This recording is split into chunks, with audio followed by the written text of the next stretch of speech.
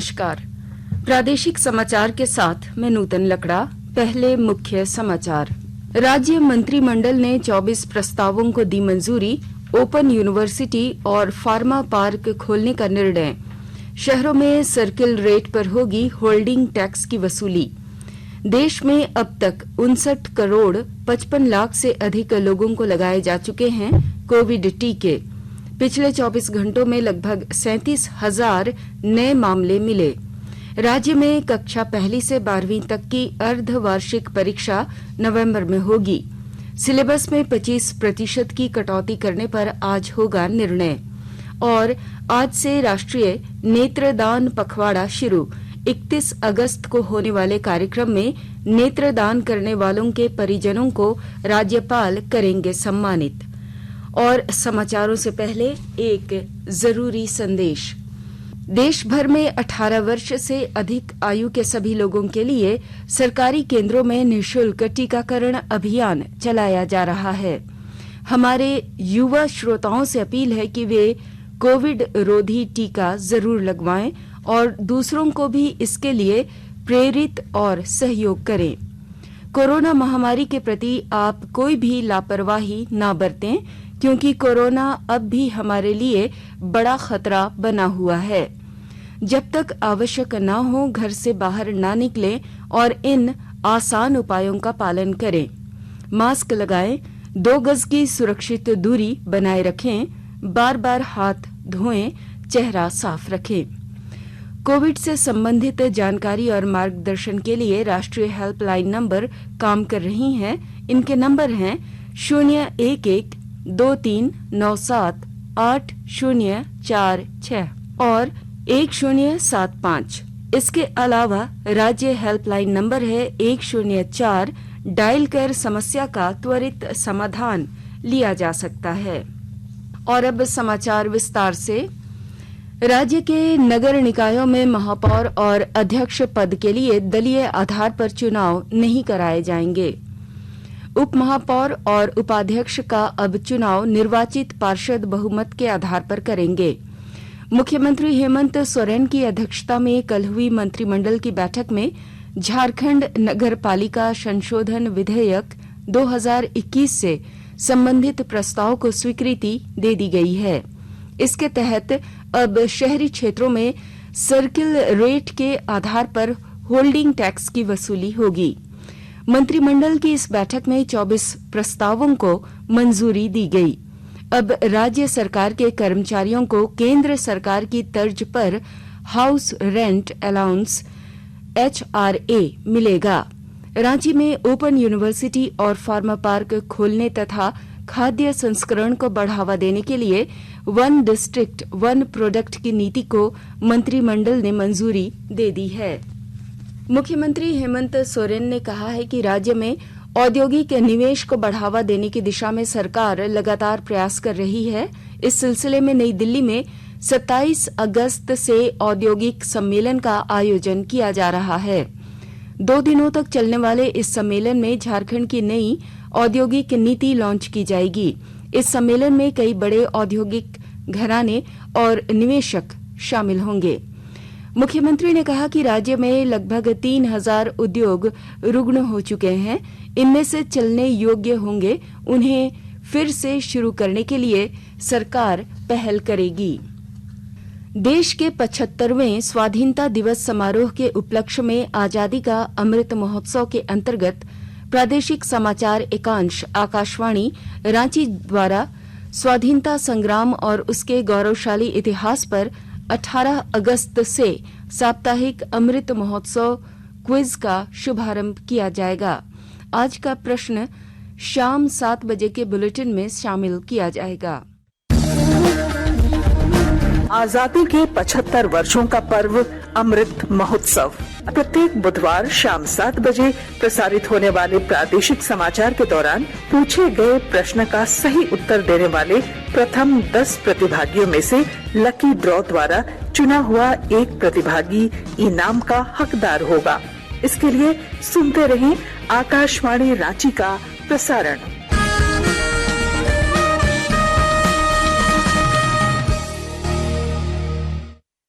सूचना और प्रसारण मंत्रालय आजादी का अमृत महोत्सव श्रृंखला के अंतर्गत 23 से 29 अगस्त तक आइकॉनिक सप्ताह मना रहा है। आज आकाशवाणी आजादी का सफर आकाशवाणी के संग हिंदी और अंग्रेजी में प्रसारित कर रहा है। विशेष कार्यक्रम निशान शाम 4:30 बजे परिक्रमा कार्यक्रम में साबरमती आश्रम के बारे में प्रसारित किया जाएगा।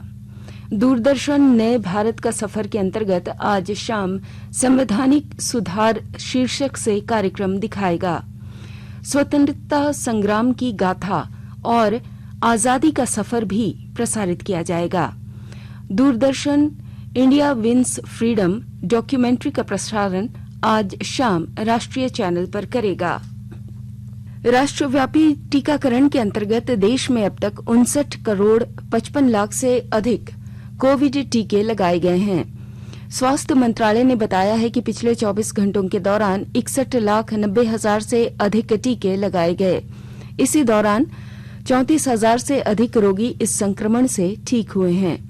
स्वस्थ होने की दर 97.67% है। कल 37,000 नए कोविड मामलों की पुष्टि हुई।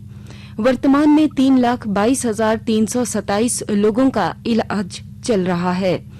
पिछले 24 घंटों के दौरान 648 रोगियों को इस संक्रमण से मौत हो चुकी है। केंद्र सरकार कोविड महामारी के दौरान लोगों की सुविधा के लिए बनाई गई राष्ट्रीय स्तर की हेल्पलाइन नंबर के बारे में लोगों को जागरूक कर रही है। सूचना प्रसारण मंत्रालय अपने विभिन्न विभागों के माध्यम से इन हेल्पलाइन नंबर्स के बारे में जागरूकता बढ़ा रहा है। विभिन्न हेल्पलाइन नंबर इस प्रकार हैं। कोविड संबंधी सवालों के जवाब देने के लिए स्वास्थ्य और परिवार कल्याण मंत्रालय की हेल्पलाइन नंबर है 1075। राज्य हेल्पलाइन नंबर है 104। महिला और बाल विकास मंत्रालय की चाइल्ड हेल्पलाइन नंबर है 1098। वरिष्ठ नागरिकों के लिए सामाजिक न्याय और अधिकारिता मंत्रालय की हेल्पलाइन नंबर है 14567। मनोवैज्ञानिक सहायता के लिए राष्ट्रीय मानसिक स्वास्थ्य और तंत्रिका विज्ञान संस्थान निम्हांस का नंबर है 080461100007। आयुष कोविड परामर्श हेल्पलाइन नंबर है 14443 और माई गव व्हाट्सएप हेल्प डेस्क नंबर है 9013151515। आकाशवाणी के ताजा तरीन समाचारों के लिए आप हमारे वेबसाइट newsonair.com पर लॉग ऑन कर सकते हैं। ताजा समाचार Twitter handle @AIR news alerts और Facebook page All India Radio news पर भी उपलब्ध है। आप प्रादेशिक समाचार एकांश के ट्विटर हैंडल @AIR News_Ranchi और फेसबुक, इंस्टाग्राम पेज तथा YouTube channel AIR news Ranchi पर भी हमारे बुलेटिन सुन सकते हैं। प्रादेशिक समाचार आप आकाशवाणी रांची से सुन रहे हैं और अब पेश है कोरोना से बचाव के कुछ संदेश। कोविड-19 से बचाव और सुरक्षित रहने के 3 उपाय। मास्क लगाएं, 2 गज दूरी है जरूरी, सुरक्षित दूरी रखें, हाथ और मुंह साफ रखें।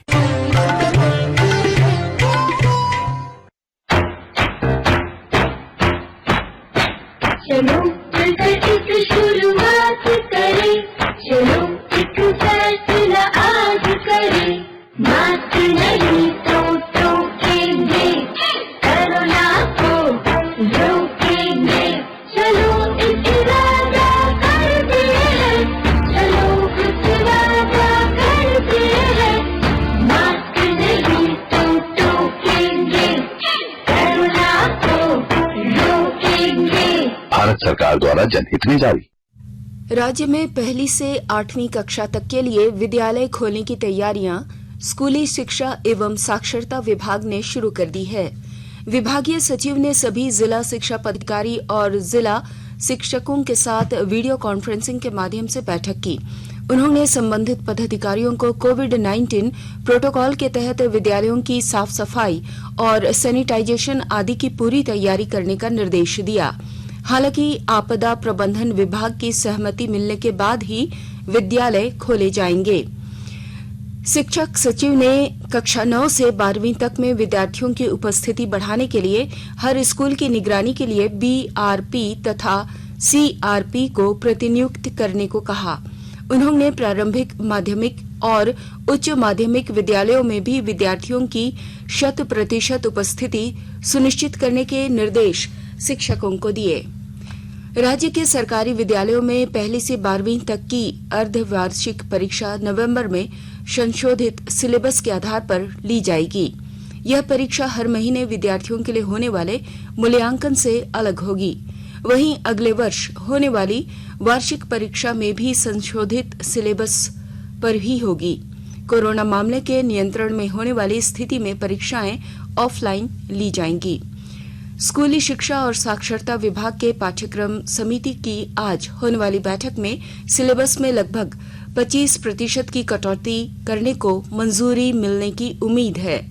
इधर मैट्रिक और इंटरमीडिएट की तर्ज पर ही माध्यमा और मदरसा का रिजल्ट प्रकाशित करने का प्रस्ताव झारखंड एकेडमिक काउंसिल ने शिक्षा विभाग को भेजा है। रेलवे बोर्ड ने रांची हावड़ा इंटरसिटी एक्सप्रेस का परिचालन फिर से शुरू करने की मंजूरी दे दी है। यह ट्रेन सप्ताह में 3 दिन चलेगी। रविवार, सोमवार और मंगलवार को यह ट्रेन हावड़ा से दोपहर 12:50 पर खुलेगी, जबकि रात 10:15 बजे रांची पहुंचेगी। वहीं रांची से सवेरे 5:45 बजे खुलेगी और दोपहर 3:15 बजे हावड़ा स्टेशन पहुंचेगी। हालांकि ट्रेन धनबाद जंक्शन से नहीं गुजरेगी, लेकिन इस इलाके के यात्री महुदा, भोजीडीह या फिर बोकारो स्टेशन से ट्रेन का सफर कर सकते हैं। खूंटी जिले में चल रहे मास ड्रग एडमिनिस्ट्रेशन MDA कार्यक्रम के तहत लोगों को फाइलेरिया रोधी दवा की खुराक दी जा रही है। विस्तृत ब्यौरा दे रही हैं हमारी संवाददाता। खूंटी जिले में कृमि नाशक और फाइलेरिया उन्मूलन के लिए विशेष कार्यक्रम 27 अगस्त तक चलाया जा रहा है। मास ड्रग एडमिनिस्ट्रेशन कार्यक्रम को सफल बनाने के लिए घर घर जाकर दवाई का भी वितरण किया जा रहा है। जिले के उपायुक्त ने निर्देश दिया है कि सभी लाभुकों को बूथ में या घर घर जाकर सामने में ही दवा खिलाई जाए, ताकि किसी भी प्रकार के साइड इफेक्ट्स की स्थिति में त्वरित कार्रवाई करते हुए सुविधाओं की उपलब्धता सुनिश्चित की जा सके। उपायुक्त ने बताया, दवा खिलाने के लिए सभी आंगनबाड़ी केंद्र, स्वास्थ्य केंद्र, स्वास्थ्य केंद्र, सभी सामुदायिक स्वास्थ्य केंद्र एवं सभी वार्ड कार्यालयों को बूथ बनाया गया है। सभी केंद्रों में ग्रामीण 2 वर्ष से ऊपर के सभी बच्चों, महिलाओं, युवाओं सबों को फाइलेरिया और कृमिनाशक दवाइयां देने का निर्देश दिया गया है। खूंटी के सिविल सर्जन साथी घोष ने बताया कि कार्यक्रम के तहत 2 वर्ष से अधिक उम्र के व्यक्ति को DEC एवं एल्बेंडाजोल की दवाई की खुराक खिलाई जा रही है। ज्योत्सना शीला, आकाशवाणी समाचार, खूंटी। राज्य भर में आज से राष्ट्रीय नेत्रदान पखवाड़ा मनाया जा रहा है। 8 सितंबर तक चलने वाले इस पखवाड़े में लोगों को नेत्रदान के महत्व और आंखों को दान करने के प्रति प्रेरित किया जाएगा। लोगों को यह बताया जाएगा कि सामान्य लोगों के साथ डायबिटीज और अस्थमा के मरीज भी नेत्रदान कर सकते हैं। इस पखवाड़े के दौरान 31 अगस्त को एक कार्यक्रम का आयोजन किया जाएगा, जिसमें नेत्रदान करने वाले लोगों के परिवारों को राज्यपाल रमेश बैस सम्मानित करेंगे। देवघर एम्स में आज से OPD सेवा चालू हो गई है। फिलहाल हर दिन 200 मरीजों का इलाज होगा। इसके लिए सवेरे 8:30 बजे से 10:30 बजे तक मरीज 30 रुपए शुल्क जमा कर रजिस्ट्रेशन करा सकते हैं। इसके बाद 1 साल तक वे यहां चिकित्सीय परामर्श ले सकते हैं। OPD परिसर में ही मरीजों को सस्ती दर पर दवाइयां उपलब्ध कराई जाएंगी। केंद्रीय स्वास्थ्य मंत्री मनसुख मांडविया ने कल देवघर एम्स में OPD सेवा का शुभारंभ किया था। केंद्र सरकार द्वारा असंगठित क्षेत्र के श्रमिकों के लिए बनाए गए ई-श्रम पोर्टल को कल लॉन्च किया जाएगा। इसके जरिए करीब 38 करोड़ श्रमिकों को यूनिवर्सल अकाउंट नंबर जारी किया जाएगा। केंद्रीय श्रम और रोजगार मंत्रालय की ओर से बताया गया कि इस पोर्टल के जरिए जहां श्रमिक अपना निबंधन करा सकेंगे, वहीं सरकार द्वारा उसके लिए चलाए जा रहे विभिन्न कल्याणकारी योजनाओं की जानकारी के साथ उसका लाभ भी उठा सकेंगे। इससे योजनाओं की पोर्टेबिलिटी में सहूलियत होगी और संकट की स्थिति में श्रमिकों को कई लाभकारी योजनाओं का फायदा मिलेगा। इस पोर्टल के जरिए श्रमिकों का राष्ट्रीय डेटाबेस तैयार करने में मदद मिलेगी। और अब कुछ संक्षिप्त खबरें। राज्यपाल रमेश बैस ने डीजीपी नीरज सिन्हा से मुलाकात कर राज्य में विधि व्यवस्था बनाए रखने और अपराध नियंत्रण के लिए उठाए जा रहे कदमों की जानकारी दी। धनबाद जिले में आयकर विभाग द्वारा अमृत महोत्सव के तहत स्वच्छता पखवाड़े में दफ्तरों तथा आवासीय कॉलोनी की साफ सफाई की जा रही है। इसके पहले रक्तदान और टीकाकरण शिविर के साथ साथ कई प्रतियोगिताएं आयोजित की जा चुकी हैं। और अब अंत में मुख्य समाचार एक बार फिर। राज्य मंत्रिमंडल ने 24 प्रस्तावों को दी मंजूरी। ओपन यूनिवर्सिटी और फार्मा पार्क खोलने का निर्णय। शहरों में सर्किल रेट पर होगी होल्डिंग टैक्स की वसूली। देश में अब तक 59 करोड़ 55 लाख से अधिक लोगों को लगाए जा चुके हैं कोविड टीके। पिछले 24 घंटों में लगभग 37,000 नए मामले मिले। राज्य में कक्षा 1 से 12वीं तक की अर्धवार्षिक परीक्षा नवंबर में होगी। सिलेबस में 25% की कटौती करने पर आज होगा निर्णय। और आज से राष्ट्रीय नेत्रदान पखवाड़ा शुरू। 31 अगस्त को होने वाले कार्यक्रम में नेत्रदान करने वालों के परिजनों को राज्यपाल करेंगे सम्मानित। इसके साथ ही आकाशवाणी रांची से प्रादेशिक समाचार का ये बुलेटिन समाप्त हुआ। नमस्कार। घर में रहिए, सुरक्षित रहिए और सुनते रहिए आकाशवाणी।